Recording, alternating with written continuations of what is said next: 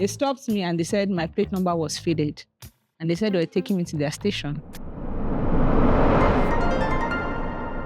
Car tires. Yeah, it's better.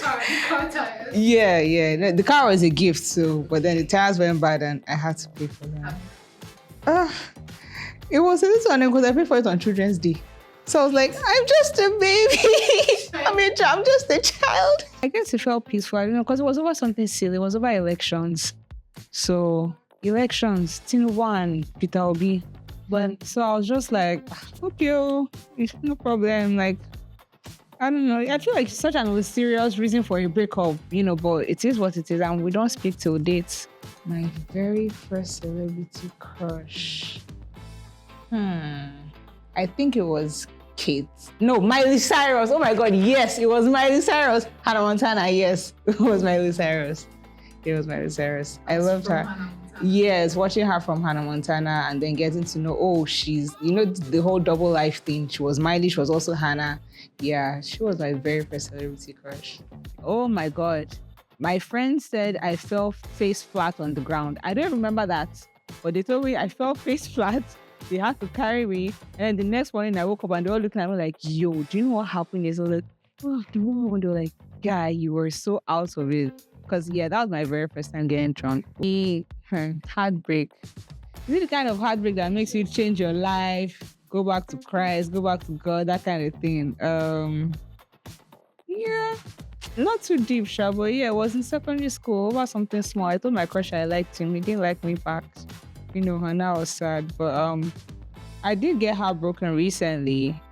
And, I almost couldn't eat. But life must go on. So I still ate, was paining me by like, I have to eat this food though, was doing rice and stew. So I was telling my friend about it on the phone, like, let me get back to my rice and stew. And he was laughing like, girl, what do you say? I didn't see it now. Yeah, so that was it. Still getting over it, but I'm good. Only online, not in person. Only online. I wanted to buy a pair of jeans.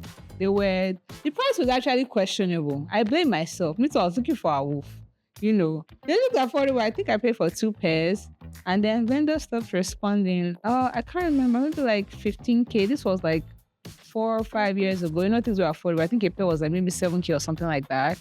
And vendor stopped responding. Tried to reach out. And then I just accepted, okay, I've been scammed. And that was it really. But never in person. Unfortunately, nothing comes to mind. The only very bad experience I can say I've had was a day when I was driving to Yaba to deliver sandwiches. I was selling sandwiches at the time. And these, I don't know what you call them, FRSC, I don't know. They stopped me and they said my plate number was faded. And they said they were taking me to their station. And then they seized my driver's license. And I was almost in tears. My battery was on 1%. So I was like, who am I going to call? Whoever I call, my phone might die halfway. I was close to tears and they were not even being kind. Okay, just say you. I said, look, I'm trying to deliver sandwiches. They were like, nah, your pay number is faded. We're taking your car to our station. I said, oh my God.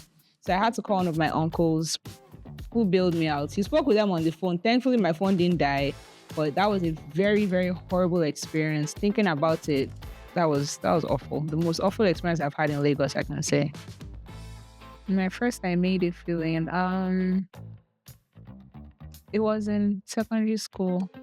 I was selling beaded bracelets at the time and some other jewelry. So I made a lot of money, which was surprising for a 12-year-old girl. How old was I? I think like 14. Imagine making like 200K back in 2010 as a 13, 14. How old was I? So I was like, whoa, like I would go home every day and I'll be counting money. And one day I just looked at all the money on my bed and I was like, whoa. Like, whoa. So because the whole school was buying so much that a teacher had to call me. In fact, the day she called me, I thought she cursed because imagine kids going around school with crack and like, I need to find the dealer.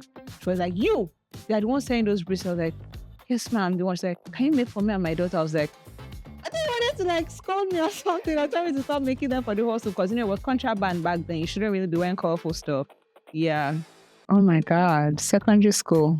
It was about my boyfriend, I'm sure. Yeah, he came to the house to see me. And then the gate man told them. And I was like, no, nobody came. And they're like, but the gate man said he saw somebody. I said, nobody came. Maybe he was seeing things. Maybe he was drunk. I don't know. Nobody came into the house. But yeah, it stayed with me.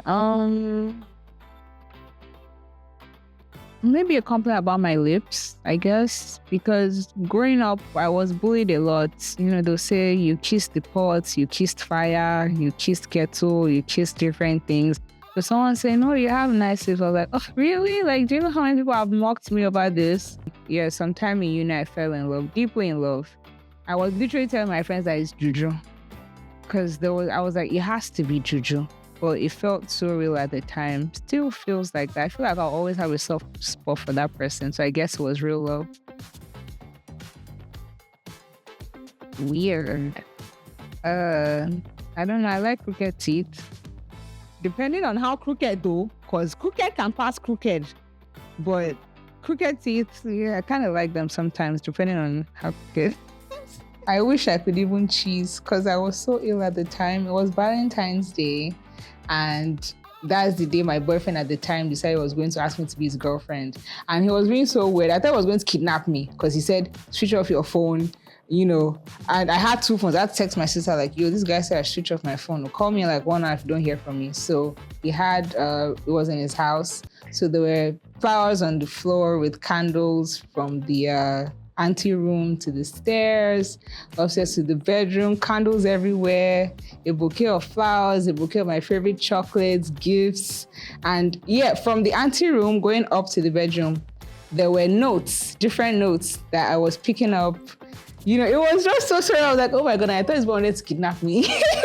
It was really lovely. And then he proposed, but I was very sick at the time. I had sores in my mouth, so I could barely even talk. I was just smiling and crying. And I was like, it's okay. I know you can't talk. Yeah, that was very romantic. Regrets. I don't know. I try not to have regrets, but well, my first, I could say dropping my cat off. I had a pet cat, Hanan. So when I was working in Abeokuta for house job, I had to drop him at my friend's house, and then he ran away. And then I got a job in Lagos like 8 days into being at Abeokuta, and I was like, oh my God, like maybe if I just waited a week more or something. Yeah, I can say that's my biggest regret really, because I miss my cat. Oh my, having one of my very first patients die. I think I was still like 3 weeks into internship at the time. Her name was Mama Grace, this elderly lady. She was so lovely, very pleasant. We discharged her. She was fine. She went home. And then I think a week later, they came back to the hospital, said she wasn't breathing or something, and she died. And I was like, oh my God. It was very sad. And, being a doctor and like my patient died. It was like an awakening for me. As a doctor, sometimes your patients will die and, you'll be sad, but you need to keep pushing for the other patients and for yourself. So.